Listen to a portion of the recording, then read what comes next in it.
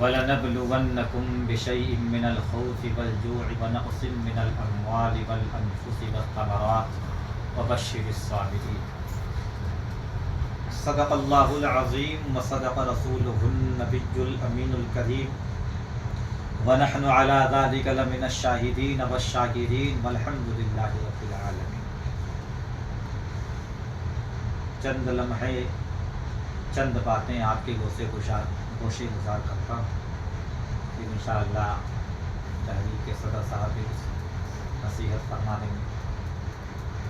میں نے خطبہ مصنوعہ کے بعد اس آیت کریمہ کی تلاوت سے اپنے آپ کو مشرف کیا۔ اللہ تبارک و تعالیٰ ارشاد فرماتا ہے کہ ہم تمہیں ضرور آزمائیں گے، کبھی جان سے، کبھی مال سے، کبھی کسی چیز سے، کبھی کسی چیز سے۔ غرضے کی اللہ تعالیٰ فرماتا ہے کہ خوشخبری ان لوگوں کے لیے ہے جو صبر کرنے والے ہیں۔ یاد رکھیں، جب انسان کو زندگی ملتی ہے اور زندگی اس کی پروان چڑھتی ہے تو پھر زندگی میں اتار چڑھاؤ ہوتے رہتے ہیں۔ کبھی کوئی مصیبت آ گئی، کبھی مصیبت چلی گئی، کبھی پریشانی آ گئی، کبھی پریشانی چلی گئی، کبھی انسان بیمار ہو گیا تو پھر بیماری کا علاج کیا، بیماری ٹھیک ہو گئی، کبھی کچھ مصیبتیں ایسی ہوتی ہیں کہ جو زندگی بھر کے لیے ہوتی ہیں۔ غرضے کی زندگی میں ہمیشہ اتار چڑھاؤ ہوتا رہتا ہے، پریشانیاں آتی رہتی ہیں، جاتی رہتی ہیں، خوشیاں آتی رہتی ہیں، جاتی رہتی ہیں، اور در حقیقت اسی کا نام زندگی ہے۔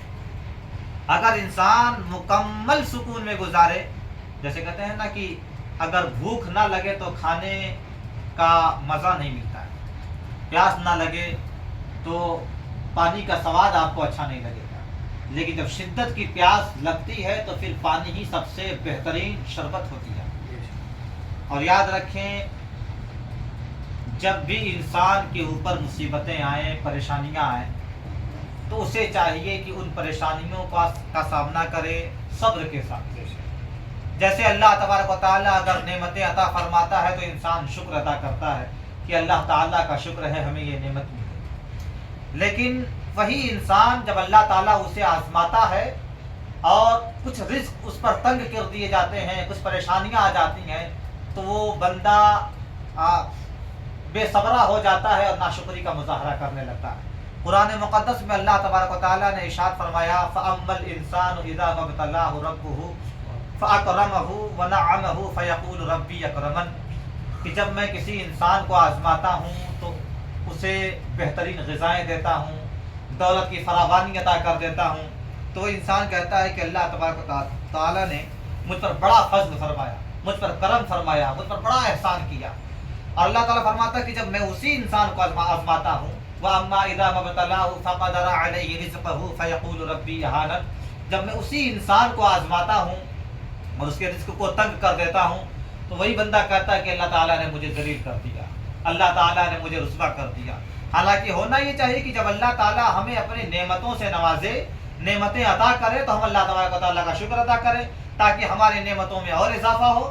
لَئِن شَكَرْتُمْ لَأَزِيدَنَّكُمْ وَلَئِن كَفَرْتُمْ إِنَّ عَذَابِي لَشَدِيدٌ، اللہ تعالیٰ نے فرمایا کہ اگر تم میرے نعمتوں کا شکریہ ادا کرو گے تو میں تمہیں اور دوں گا، اور اگر ناشکری کرو گے تو یاد رکھو میری پکڑ میرا عذاب بہت سخت ہے۔ تو جب اللہ تعالیٰ ہمیں نعمتیں عطا کرے تو ہمیں چاہیے کہ اللہ کی بارگاہ میں شکریہ ادا کرے،